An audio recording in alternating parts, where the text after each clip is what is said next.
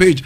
On Facebook, we are Xylophone 102.1 FM, and on YouTube, we are Xylophone Media. And in both cases, Xylophone is spelled Z-Y-L-O-F-O-N. That is Z-Y-L-O-F-O-N.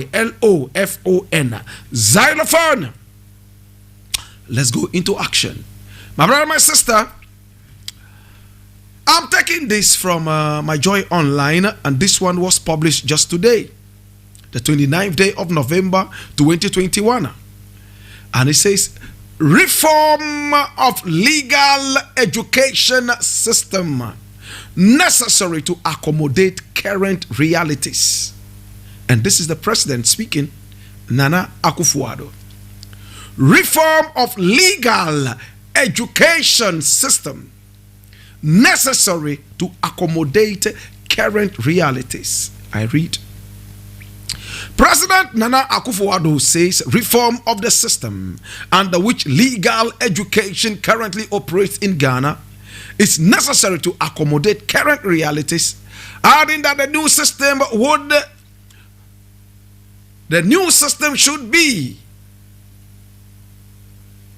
will have to be girded by a strong element of sustainability. We have a grammatical slip there, but I think that we can get the import. I'll take it again. President Nana Akufo-Addo says reform of the system under which legal education currently operates in Ghana is necessary to accommodate current realities, adding that the new system would have to be girded by a stronger element of sustainability. According to him, sustainable legal education will have as its base the establishment of a regime that will consider the pressing needs of the growing law student population and the expected demands of the generation unborn that will study law. It will be qualitative in its operation, but with a fair and balanced quantitative selection system. He also stressed that it must also streamline the regulatory dualism between the Ghana Tertiary Education Commission and the General Legal Council when it comes to legal education. I have to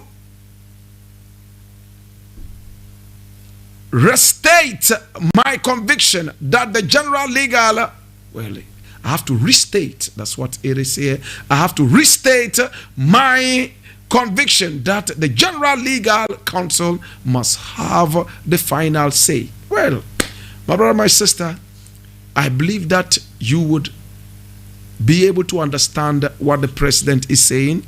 All he's saying is that the legal system should be able to expand and also change the basis of which it is operating right now, so we can have more law students and at the same time we'll be able to keep quality. That's all I have read. My brother, my sister, now let's go into it. I wish that the president at this juncture will be talking about basic education. Yes, it's important to have the legal system work, because the legal system, my brother, my sister, will help us with our so-called freedom and justice mantra in this country. At the same time, my brother, my sister, what is law at all when basic education is absent? It is not called basic education for fun. It's basic education, my brother, my sister, because that is the basis of all education. There will not be a law student if the basic education is non-functional. There will not be a doctor if the basic education is jaundiced. There will not be, my brother, my sister, a nurse or a teacher if the basic education is faulty, is sick. And in this country, we seem to have misplaced priorities. We want to build a cathedral when we have no hospitals. We want to build a cathedral for a God who does not live in brick and mortar houses. Yet, Our water systems are all faulty.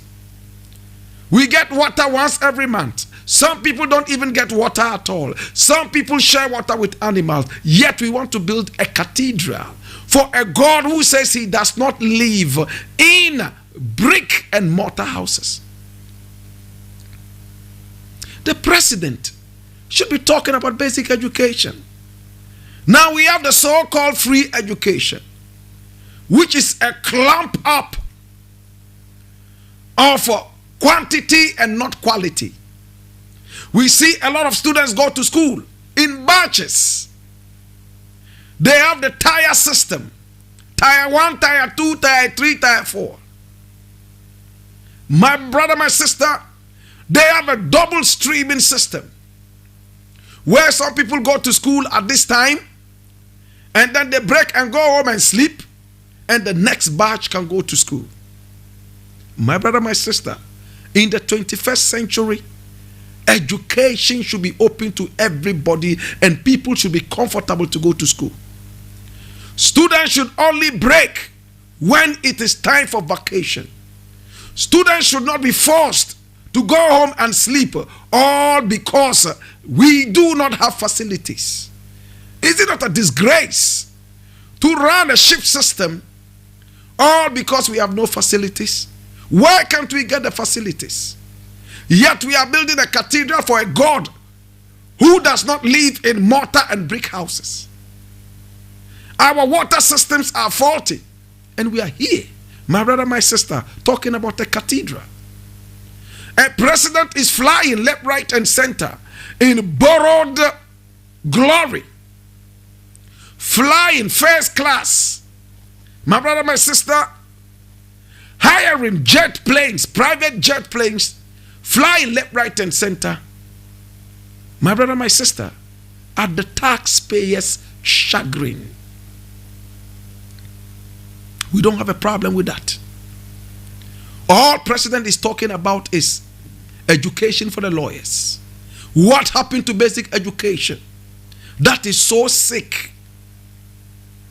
Our basic education is in the ICU. Examination questions are leaked almost every year. We still have not found a solution to that. Students are cheating left, right, and center. Inadequate teachers, inadequate classrooms, inadequate teaching materials. Teachers are not even being paid properly.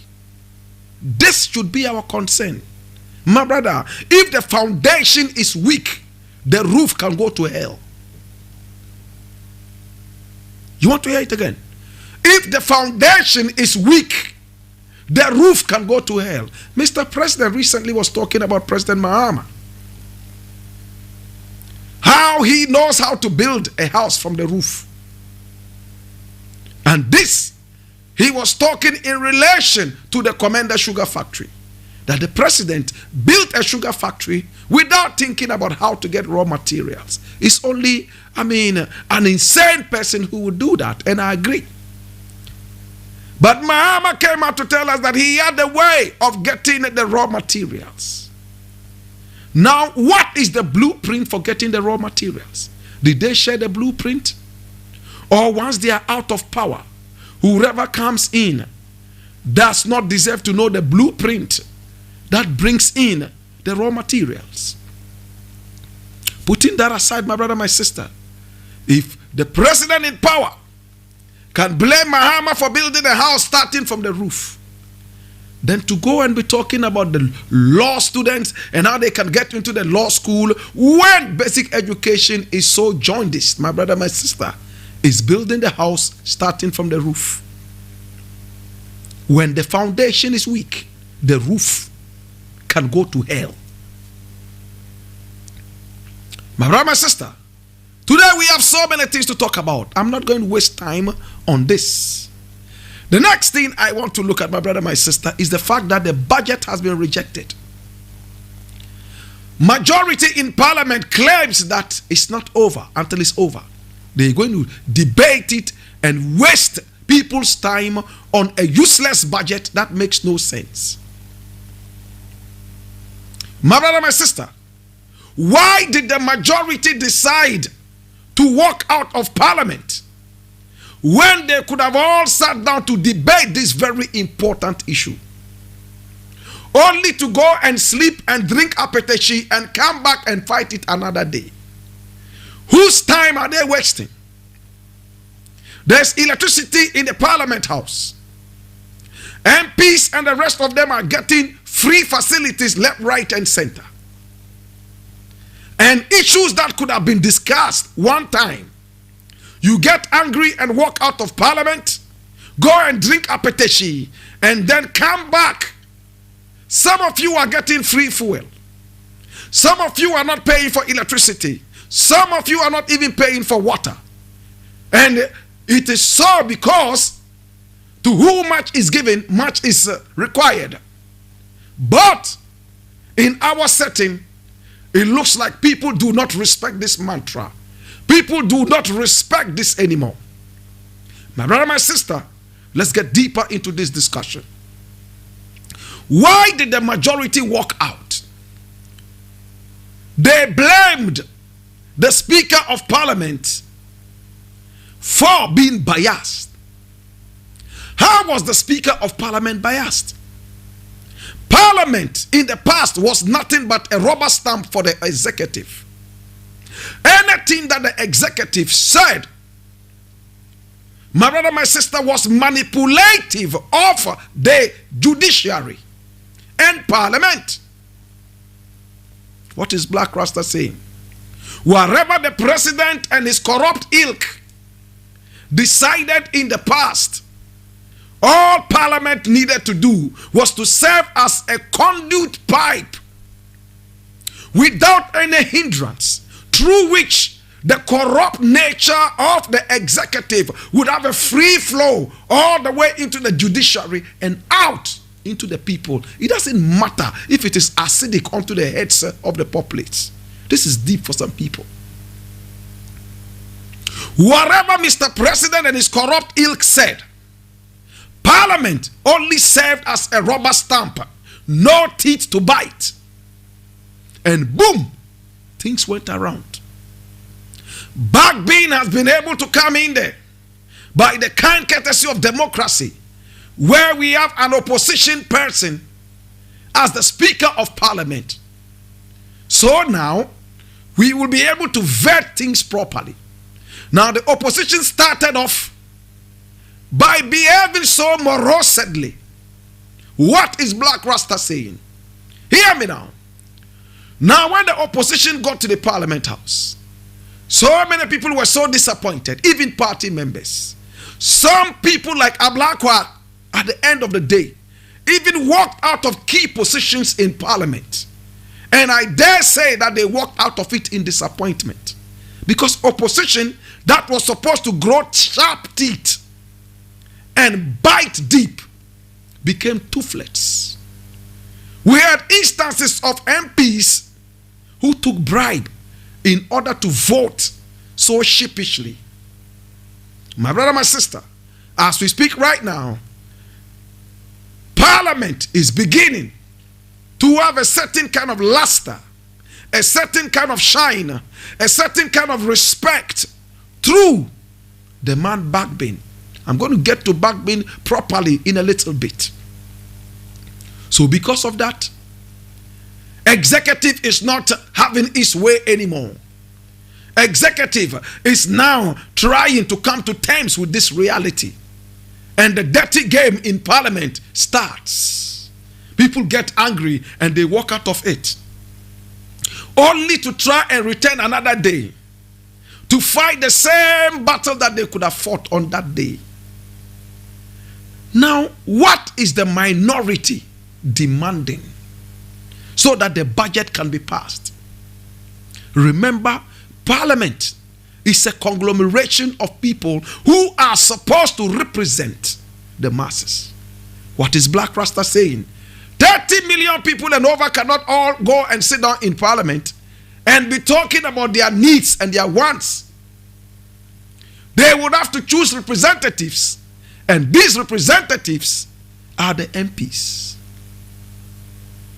All the MPs in Parliament represent all the 30 million plus Ghanaians. Therefore, when you see your MP in parliament, he must represent you, or else you have voted for an idiot. If your MP in parliament does not represent you, then you have voted a sheep into the parliament.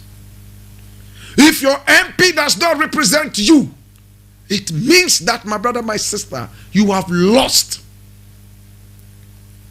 What is the minority saying? And I'm going to read this from my Joy Online. This was published yesterday, the 28th day of November, 2021. And it says, minority sets 5 conditions for approving 2022 budget. What are they?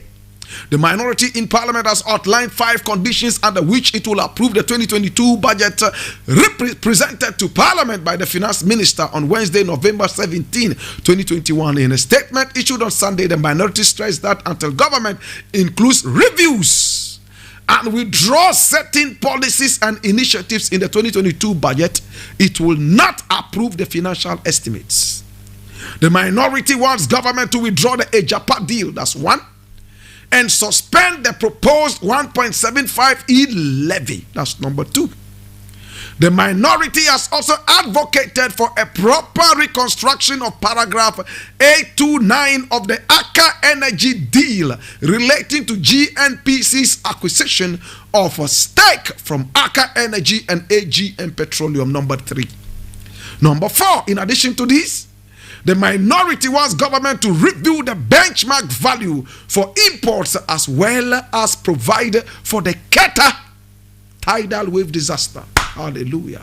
In simple terms, Keta tidal wave issue should be dealt with. Hey, they have to also deal with the e-levy that everybody is crying. The acidic, demonic e-levy should be dealt with immediately. The demonic Ejapa deal, in fact, should be expunged and thrown into the sea. At the same time, they are talking about dealing with Aka Energy, the people that are providing us substantial energy to supplement whatever energy we produce in this country. Hallelujah. That is what we are talking about. And that's what the minority in parliament is talking. How does this hurt any right-thinking, patriotic Ghanaian? How is this not representative of the people in Ghana, except bootlickets, idiots, and party, whatever? My brother, my sister, if you are not overly partisan, inordinately ambitioned towards corruption, my brother, my sister, you should give a thumbs up to what the minority is saying. How does this become egotistical? This thing is representative of you, me, and everybody around. This thing that you see here is not somebody's selfish needs and demands. It is something that represents us as a people. Tell me which one of them doesn't. Look at the tidal wave that broke down Keta. Look how many people woke up and they found themselves floating in the sea. Look how many people had their life savings floating in the ocean. Why? Don't you have any conscience anymore? You go out there and present a budget, and there was not an iota of sympathy, better still, empathy for the people of Keta. If this had happened in Chebi, I am sure that that will be the headliner of the budget. And I dare say that, unfortunately. But as long as it is Keta, after all, these are a people who want to leave this country in secession. They want to pack up and leave. They are Togolese. They are not even Ghanaians. Hey, they are not even our party members.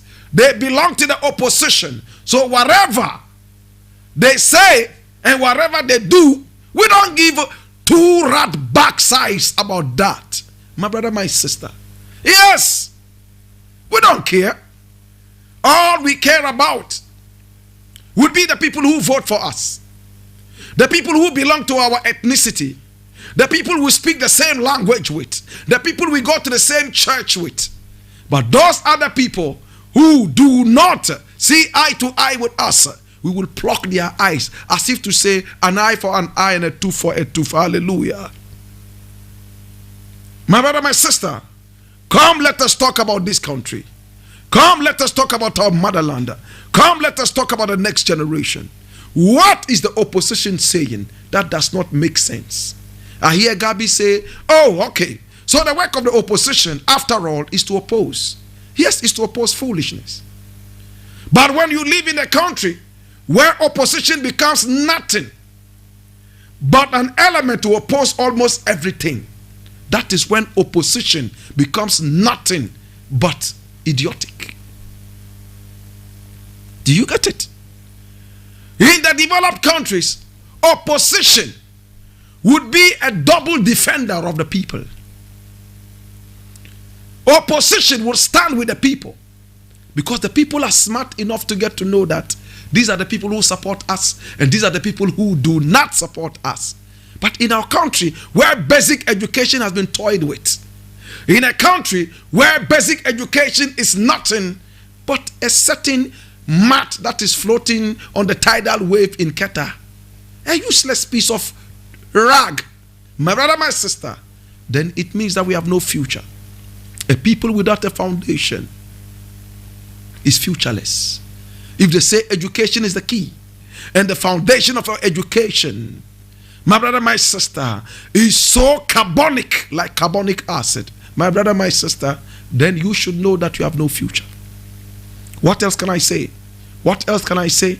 I will say kudos to the minority in parliament, and thank you for keeping cool heads, and thank you for exposing. Oh my God, have mercy.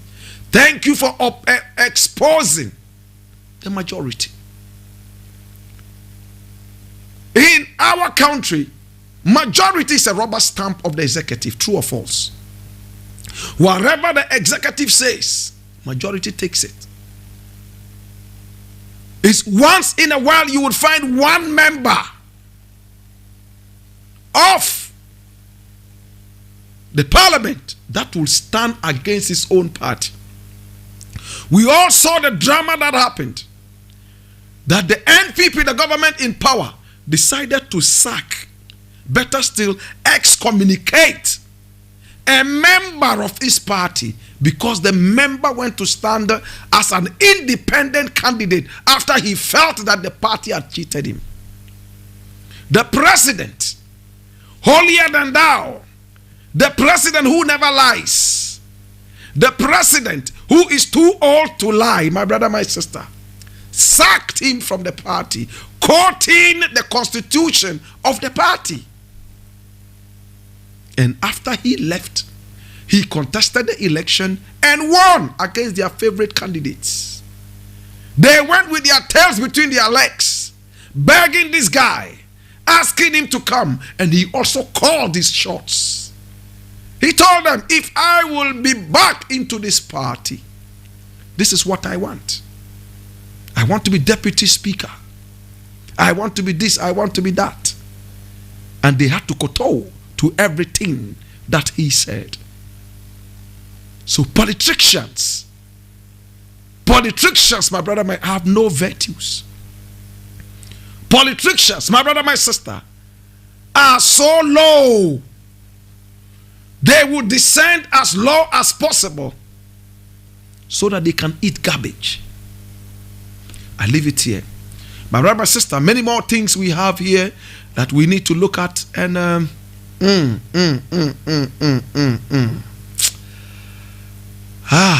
this is sad, my brother, my sister. Still talking about parliament. I've come across a document that says that Alban Bagbin is sick, and those of you on social media, you know what I'm talking about. Alban Bagbin is sick and he has a certain kind of disease. Some are saying that, oh, he has that kind of disease, which I don't want to give steam to. He's so sick. He's traveling to Dubai, and then sometimes he uses the private jet, as has been said by the majority leader in parliament. Osaiche Bonsu. I hope I got the name right. That Alban Bagbin sometimes uses the private jet of the country to fly to Nigeria. Alban Bagbin flies all the way to Dubai, with his wife, with his son, or is it daughter, and some other people, I think 5 of them in all, that they fly to Dubai for treatment of the Speaker of Parliament.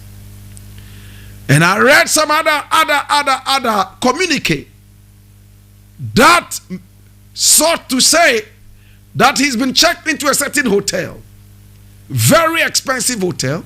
He leaves a very expensive hotel and chooses to be in a private accommodation, which is even more expensive than the expensive hotel. Hallelujah.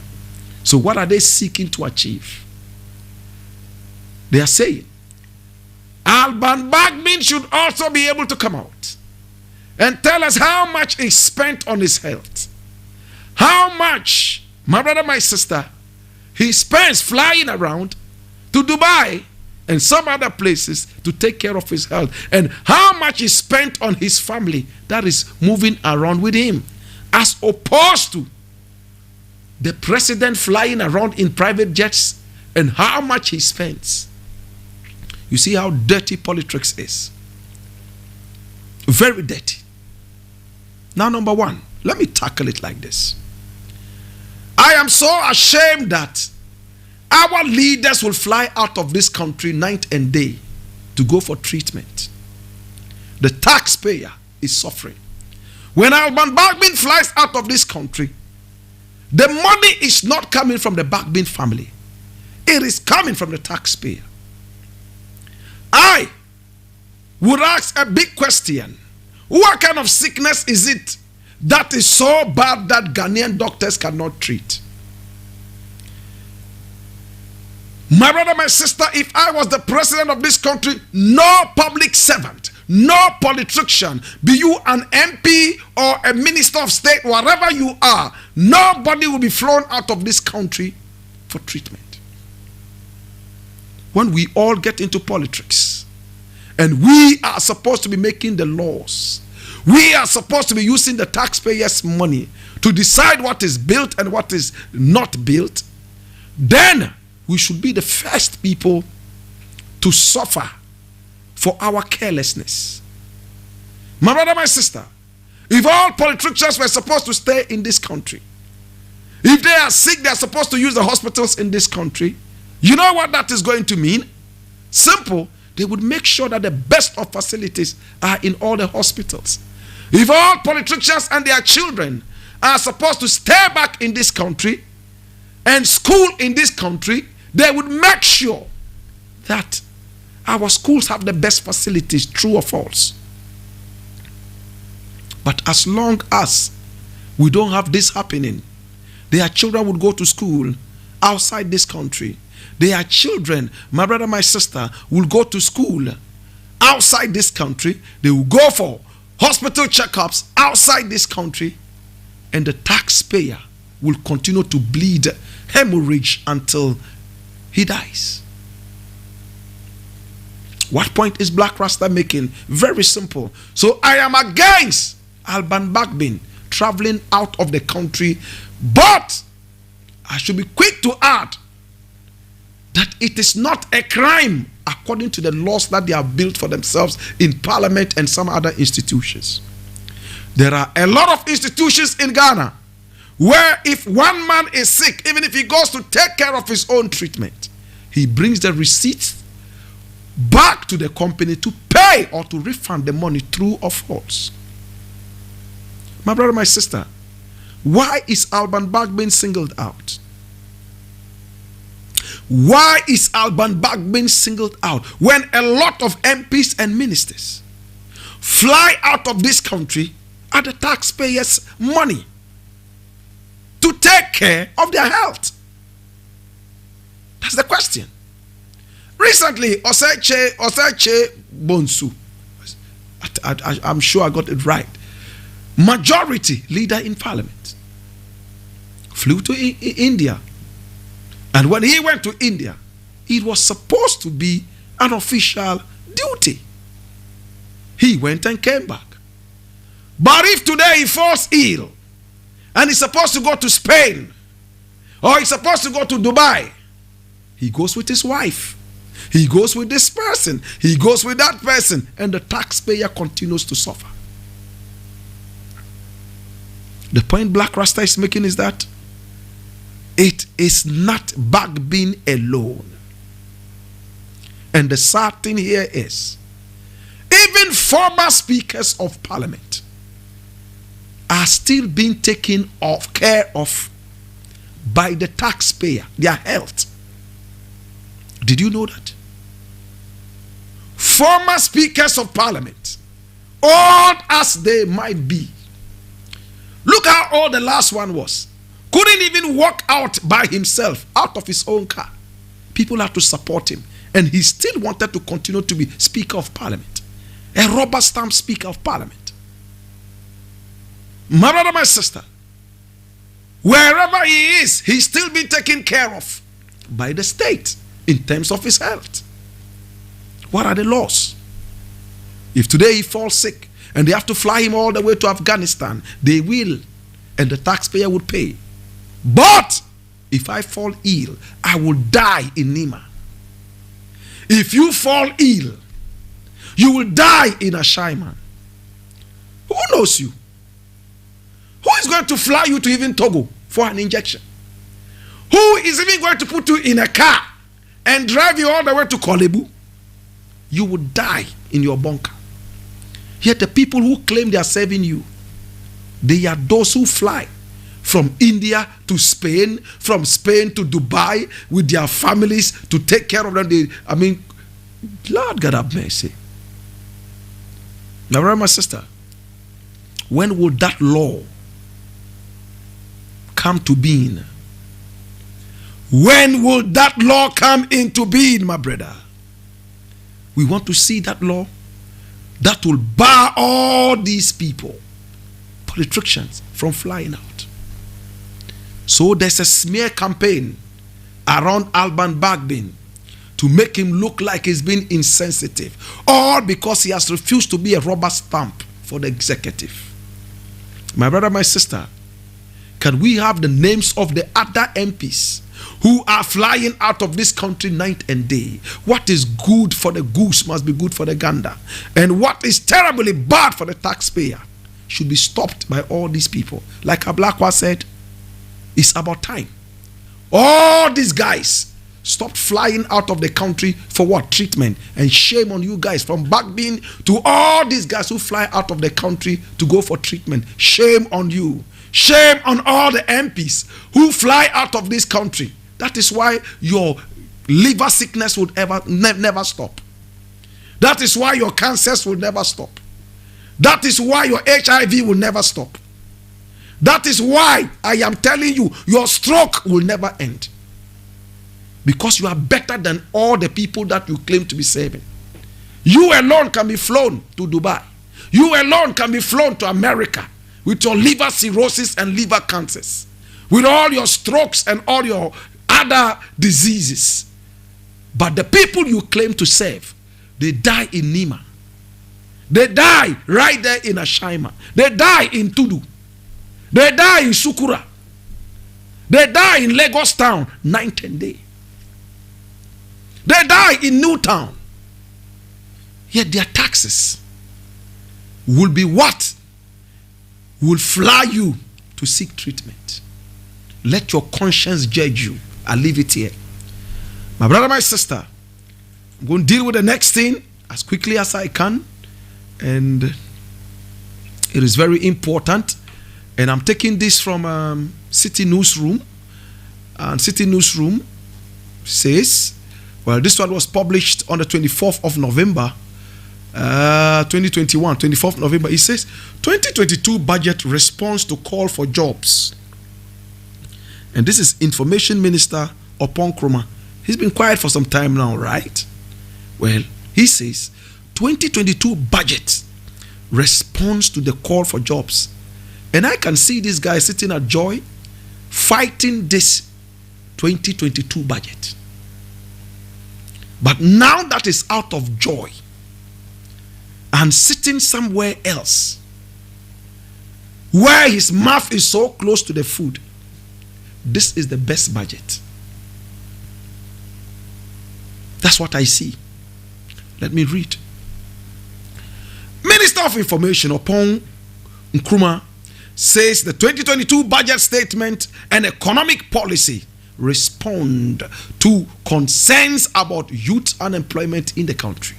According to him, the spate of youth unemployment worsened by the coronavirus pandemic had compelled government to propose policies that will create avenues for young men and women to find decent jobs in both the public and private sectors of the country. Jesus. This is what Upon Nkrumah says, that the budget is supposed to create employment. Number one, the e-levy was going to put away all the other people working in the toll booths. Is that not unemployment? They said that they will find a way to employ them again, but in the interim, that's unemployment. Number two, e-levy is a stray bullet levy. It's a stray bullet tax. What do I mean by stray bullet? My brother, a stray bullet can hit anybody. It doesn't matter whether you are tall or short. That's why it's called a stray bullet. As long as you get involved in any type of banking, be it Momo, be it whatever, you are part of it. And the tax is heavy. That's why it's a stray bullet. Now, stray bullets are dangerous because it is not planned where it will hit you. It could be your head. It could be your eye. It could be your neck. But when a man targets a gun at you, points it at you, he decides whether he wants to immobilize you or he wants to take your life. A stray bullet has no decision. Once the bullet comes out of the nozzle of the gun, your destiny is in the hands of that bullet. Hallelujah. That is what this tax is about. My brother, my sister, e-levy is going to make sure that Momo business is dead. MTN will pack up and go back. Vodafone will pack up and go back wherever they are coming from. Because wise people will not do Momo anymore. Wise people will not transact that kind of business. And it's going to bring cash back into the system. Do you understand? I'm going step by step so you understand. Because if you are going to tax me 2 times for one thing, MTN will charge me, Vodafone will charge me before the government slaps the stray bullet tax on me. I will be wise enough to say, okay, I'm not going to do it, especially in a country where you are told that as long as you can transfer 100 Ghana cedis at a time, then you are rich. Such an unfortunate statement. But my brother, my sister, let's take it one after the other. So if I don't send the money, what happens? MTN business starts collapsing, right? There's a lot of cash around. We all are using cash. So there are no savings in one way or the other. Armed robbers would have a field day. Especially that now bullion vans are being attacked night and day. Now that there is cash in the UK, I tell you, in the US, the UK, even in Canada, when such big vans are on the streets, you see a writing at the back and sometimes on the sides. This van does not carry cash. This van does not carry cash. What does it mean?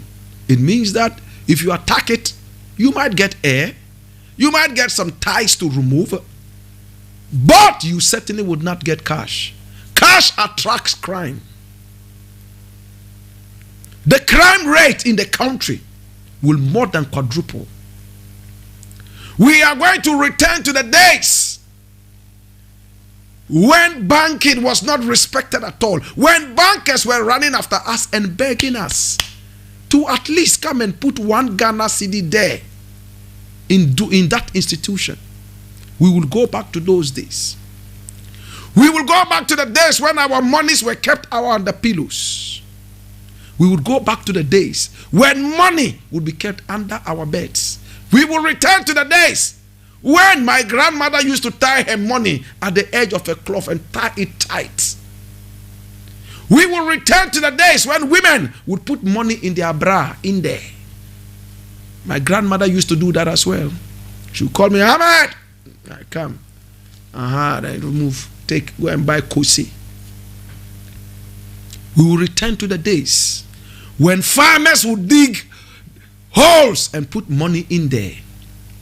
We will return to the days, my brother, my sister, where we'll give money to others to keep for us because we are not sure if we will spend that or not. And when these people run away, we are in trouble. We will return to the days of active susu. You know what susu is? When those guys who ride bicycles, sometimes they walk around, market sellers, Kobe sellers, plantain sellers. They go after them, and then you pay money, they mark. You pay tomorrow, you pay. Like that. They are marking you. Most of them run away with their money. Susu collectors. We will return to the days of banker to banker lottery. Banker to banker. Because our life at that time would have been nothing but a lottery. They boasted that they were going to have a country that was going to be paperless. If the opposite of paperless is paperful, then this is going to be a paperful country. Everywhere you go, you see paper. When was the last time you saw money on the floor to pick? In my days, we children used to pick money on the floor because there was so much money. Everybody was carrying money. The last time I saw money on the floor was probably 25 years ago. The last time my children came to home to tell me, oh, Dada, we picked this on the way to school. That must have been several years ago. Because right now there is banking. Right now there's a quick way to do Momo.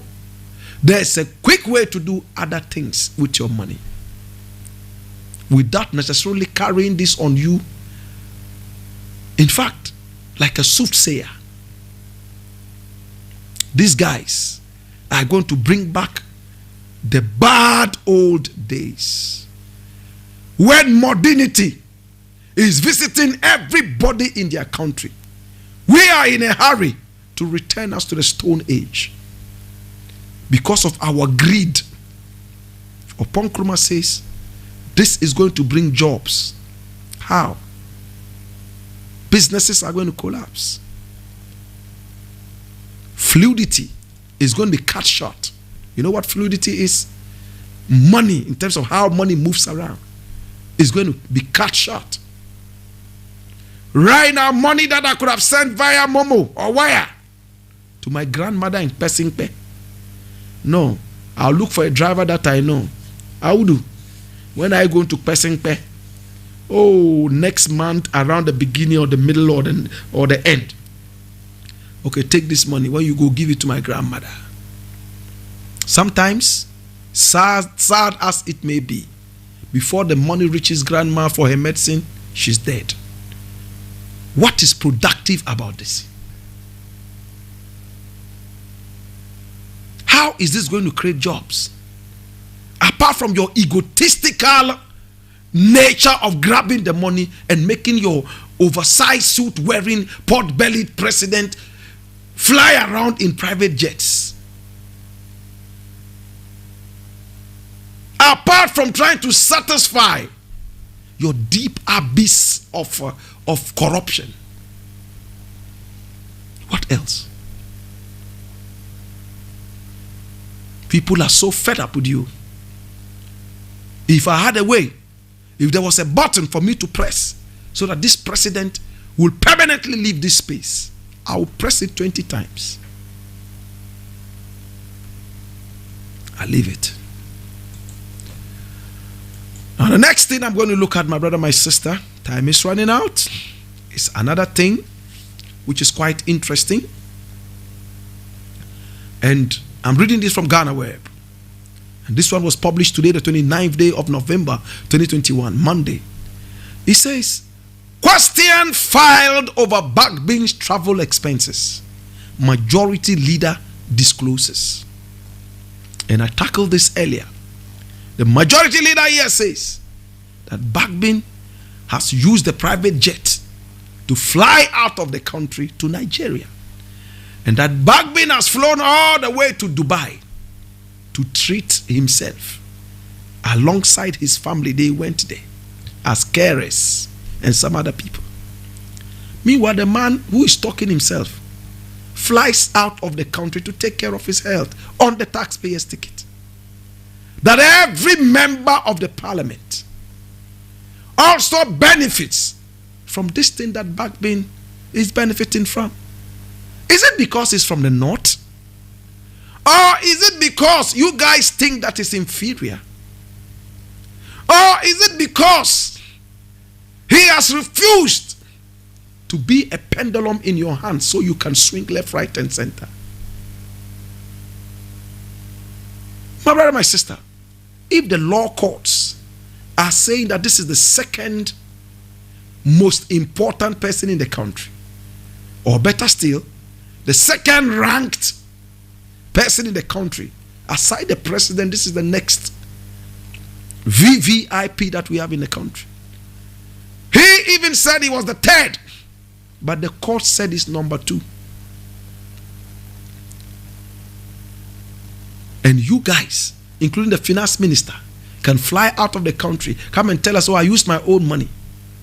You all want monies for your wives. President wants money for his wife. Vice President wants money for his wife. What do you take us for? What do you take us for? Then you, information minister will come and tell me we are creating jobs. Finance minister will come and tell us, oh, the payroll is full. Look at this. Meanwhile, you have monies to give to your wives. Vice President's wife wants to be paid for doing nothing for the country. Mr. President's wife wants to be paid for doing absolutely nothing for this country. Finance minister's wife says, oh, I pay 1/3 of my salary as tax.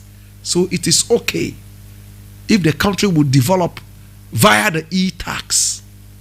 Like, oh, really? My brother, my sister. So, Osaiche Mensa Bonsu, my brother, my sister, is saying that Bakbin has been flying out to treat himself. But he hasn't talked about himself. All you guys should stop flying. If you guys want to fly, use your own monies. After all, anybody can decide to do whatever they want with their monies. If you guys want to fly, including Bakbin and all of them, your conscience, how do you sleep at night? Knowing that some people are dying from mere malaria. Some people are dying from mere catarrh. All because of your actions and inactions over the years. I leave it here. My brother, my sister, I'm going to tackle the last thing and I'm done. And this one I'm taking from Graphic Online. And this one was published yesterday, the 28th day of November. It says COVID-19. No cases of Omicron variant in Ghana. No cases of Omicron variant in Ghana. My brother, my sister, we all heard about that variant called Omicron. We have heard people say, oh, some Ghanaian diplomats in Botswana actually brought it into being. South Africa is also making mention of Ghanaian diplomats. Yet Ghanaians say it's not in Ghana. So where are the Ghanaian diplomats? Where are they? Where did they get it from? Did they get it from Botswana? Did they pick it up from South Africa? I'm asking. Now Botswana and South Africa are looking to have Ghana also banned from traveling around. You know that there's a travel ban on South Africa. There's a travel ban on Botswana because of the Omicron variant. What is the Omicron variant? It is another variant of the COVID-19. My brother, my sister, even China that initiated it has taken a break. No more variants. China is dealing with it. Africa is now the home of the variants. We are those who are creating variants. And we are the only people with the technology to see the variants. My brother, my sister, is it a way of blacklisting Africa? Remember, South Africa was coming out strongly economically. All of a sudden, they saw some variant. And they shut down South Africa. And South Africa started groping in the doldrums. And now, my brother, my sister, it is their stock in trade to come back to us and tell us again that yet another African country has tested positive for this new variant. And to rope Ghana in, some Ghanaian diplomats brought this. So Ghana should be included. Hallelujah. Look, I won't call this a piece of advice. My suggestion to you is that be ready for anything. Don't trust these people. I keep telling you, eat good, rest good, and exercise good. Yes, I know it's a blanket statement.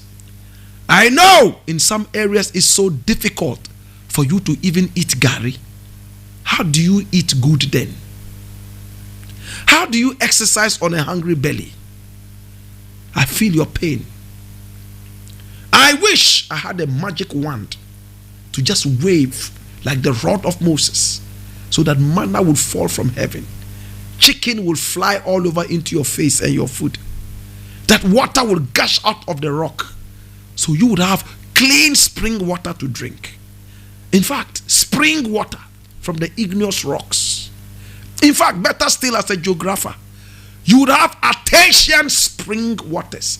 Cool artesian spring waters to drink.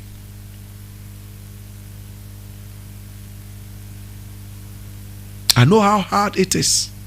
When you fall sick right now, you cannot fly like the finance minister to America to cure your sickness. In fact, we know that you are one of the strongest, but you will not get the chance. The race is not for the strong, it's for the privileged. Should I repeat it? The race is not for the strong, neither is it for the swift. It is for the privileged. If not so, people with cancer are ruling us. People with liver cirrhosis. People with dementia. People with pot bellies that look like they are swallowed bombs. It's like suicide bombers in suit are ruling us. Yet they tell us their DNA is so strong and can run the race. It is not a race for the strong. Neither is it for the swift, but for the privileged. True or false? It's not about how strong you are. It's not about what you can do. It's about who gave birth to you.